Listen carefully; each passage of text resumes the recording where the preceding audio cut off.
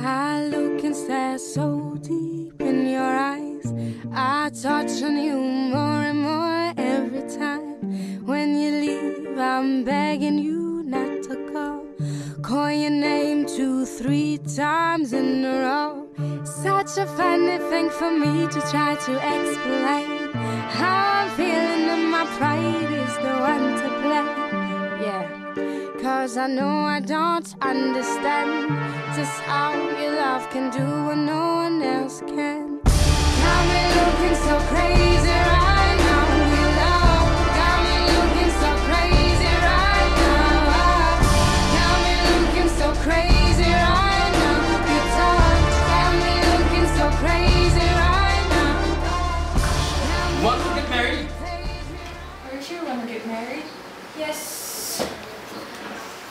If you want to get married, give a dowry of 5,000 pesos and a lavish wedding. But that's too much, sir. 3,000, okay? Sir. Some people, they call me crazy for falling in love with you.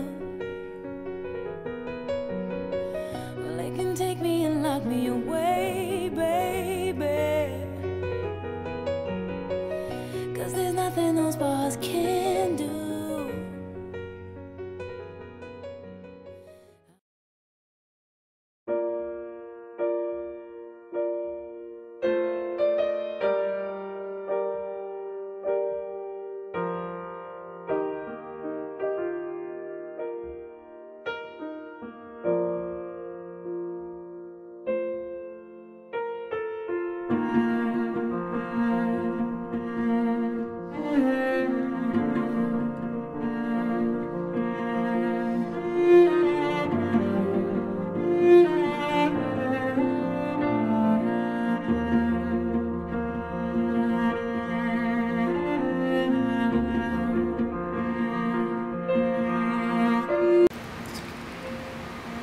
I love you.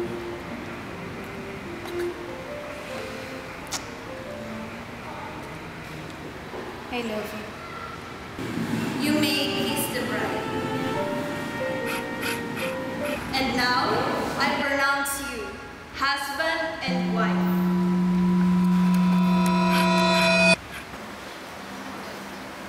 Are you okay, hon?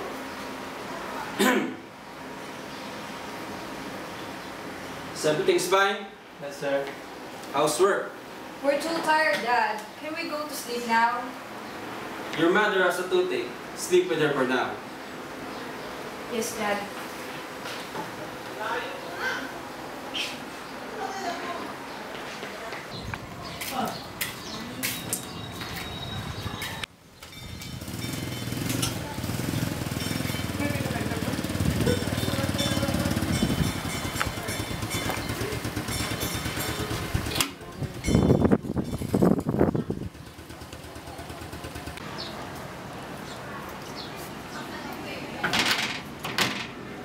Is anybody home, Leonardo? I think the door was already locked. But it's only 6:30 p.m. Hello, Lydia? I think we just need to go back to Santa Mesa. It's getting late, and you go here for tomorrow morning. Is that okay? It's okay. Let's go. Where were you? At the basketball game?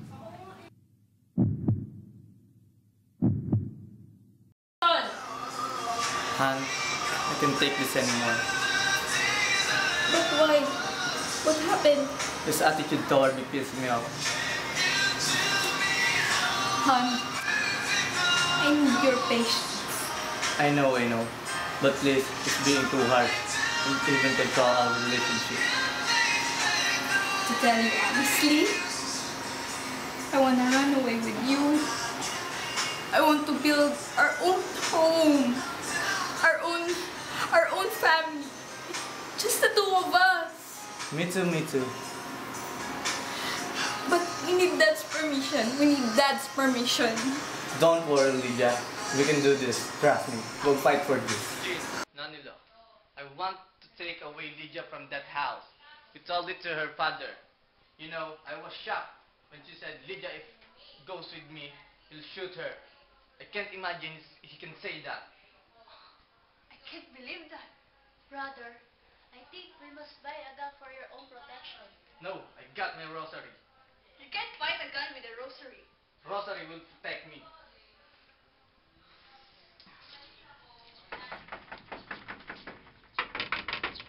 How many times do we have to knock here?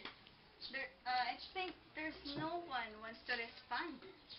Now they have turned off the lights.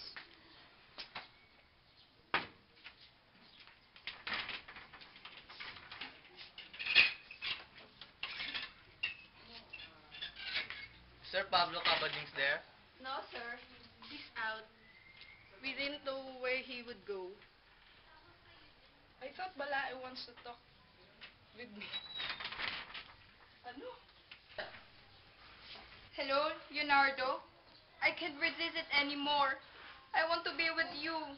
That was too rude for us, that we can't be together. I know this is wrong, but I think it's time to fight for what we could be happy with. Pick me at the church. I'm with Luigi. I will, Lydia. Take care of yourself. I'll be in a hurry. Don't worry. Jean, get mother out of the house. Lydia and I, here in Maragondon, we did not told this to his father. Surely, they will show up there and look for her. Be careful. Hello? What? Oh, okay. Danilo, we need to get mother out of the house. Leonardo and Lydia went to Maragondon. Surely the Kabading will show up here. Let's go. Oh! Leonardo! Where's my daughter? Where's Lydia? Can we talk inside? No! All I want is my daughter! Aba, what we have we do where your daughter is? Anyway, she's with her husband. Produce my daughter, or I shoot you all down. Why can't we just talk inside? Look, sir, we're creating a scandal here. I'll give you till midnight tonight to produce my daughter. If you don't, you better ask the beast to guard this house. What are we going to do now? I'm going to Kabading's house. I hope diplomacy would work. What happened? Nothing. We're having our honeymoon at last. Well, sounds great. Is there any problem? To tell you the truth, your father wants you to go back. I can't go back! But Lydia, they have made a scandal in front of our house. And you know, he said that if I cannot produce you by midnight, he'll shoot us all down. I can't go back. He'll kill me. He'll kill me. Really? Well, it's up to you to decide. You know, you really don't know my dad. I've known him longer, and I've never been happy. He's always pretending and changes his temper, especially towards me. His smile and fond words, it's not true. Indeed, she was an artist. Remember how he used to pan with me while I was courting Lydia? Well, I cannot force you to come back. It's up for you two to decide. We'll talk first.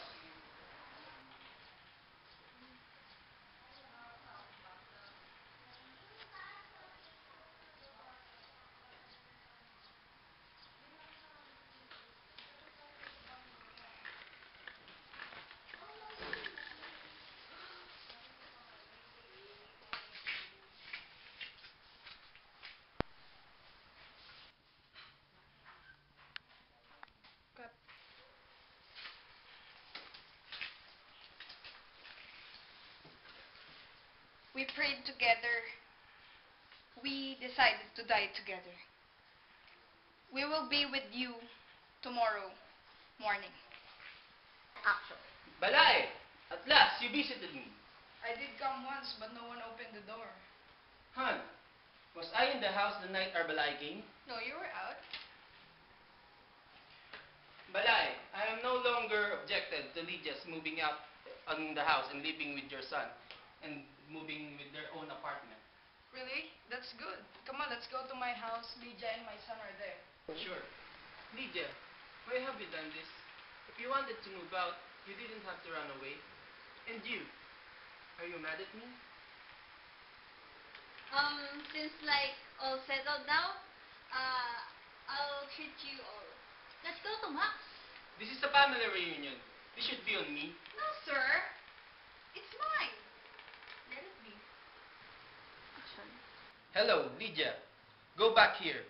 Your mom refused to eat and kept asking for you. Just go here. She said she's fine, Dad. Are you going again? Yes. We'll accompany you. We might start moving out your things. Jane, Nonilo, go back home. What? But you said we're going to move your things out this afternoon.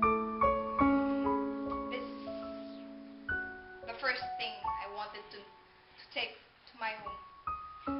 Tell Narding to fetch me. Okay. Hello, Jean. Where's Lydia? Can contact her. What? Why do you leave her? I'll beat her up. I'm going to get her.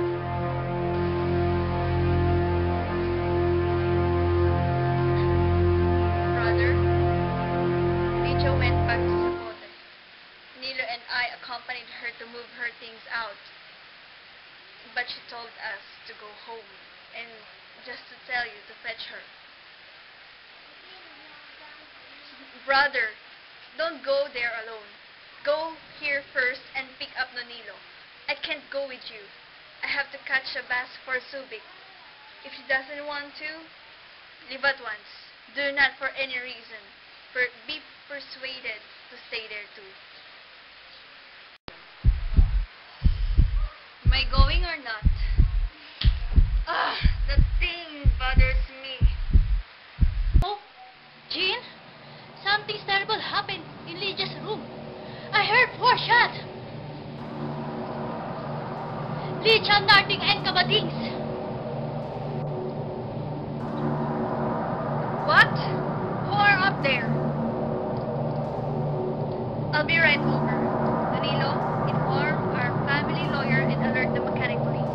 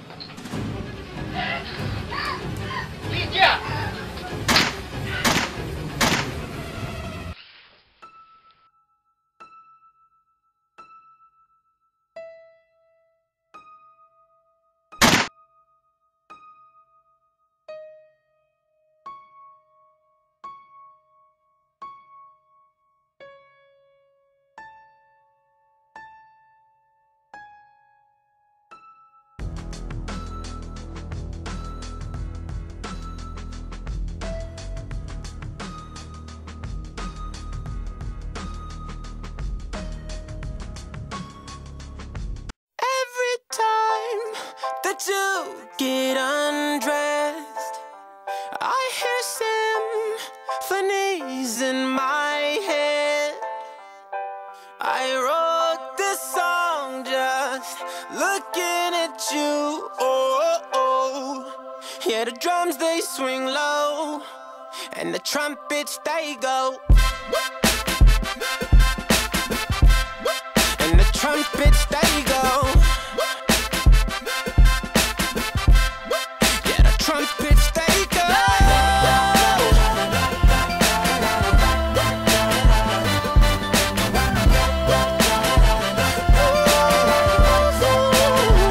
They go.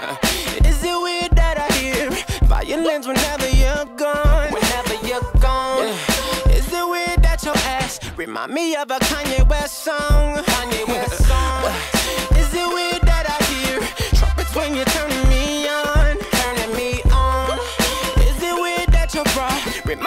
of a Katy Perry song. Every time that you get undressed, I hear symphonies in my head.